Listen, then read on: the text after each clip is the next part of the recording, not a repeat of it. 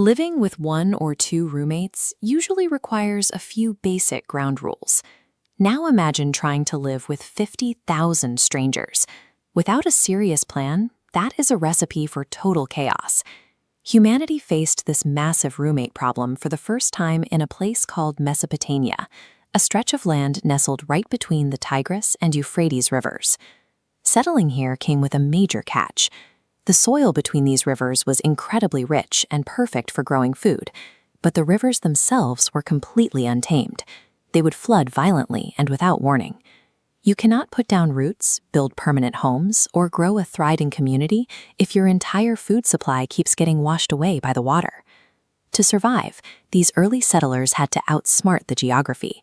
They carved out massive networks of deep trenches and built up thick walls of earth to capture and safely guide the wild river water. Controlling the water produced a massive, reliable grain supply, leaving them with leftover food sitting securely in storage. This surplus meant that for the first time in human history, not every single person had to spend their entire day farming just to survive. People could stop searching for their next meal and start inventing entirely new ways to work. With food secured, the population boomed. People packed tightly together behind massive, thick walls in places like Uruk and Ur. At the center stood the ziggurat. Think of this towering, stepped structure as a combined city hall and temple, anchoring the entire community.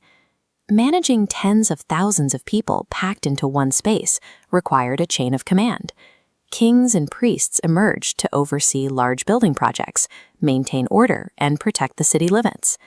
Organizing thousands of people meant keeping a precise tally of every single bushel of grain, head of livestock, and trade supply. To handle this, a brand new job was born: the scribe. These scribes used cuneiform as a complex inventory spreadsheet, using specific symbols to count goods and track the city's physical resources. The early city functioned as a highly specialized machine. Every person played a specific role designed to keep this dense, chaotic population fed and organized. As these independent cities stockpiled more resources and grew richer, they began bumping into each other. Disagreements over land and water quickly escalated into early wars of expansion. This tension paved the way for the Akkadian Empire.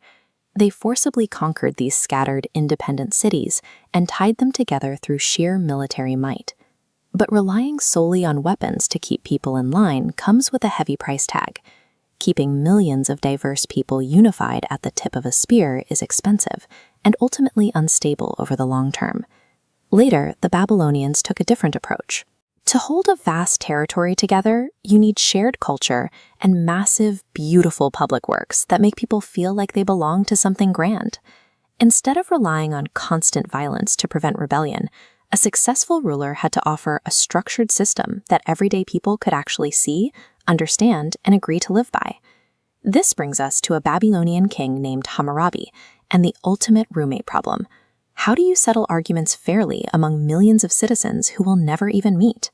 Hammurabi solved this by carving society's rules into towering stone pillars placed in the town center so everyone could see the law. These standardized penalties introduced the idea that rules should protect weaker citizens from those with power. These laws replaced the shifting whims of local kings with an objective system that applied equally to the entire civilization. When you turn on your kitchen sink or walk into a fully stocked grocery store, you are relying on the exact same principles of water control and resource management first tested on those riverbanks. Every digital receipt, text message, and online contract we send today is a direct descendant of a scribe tallying up grain on a piece of wet clay. The legacy of Mesopotamia is the survival manual they wrote for living together, one we are still following today.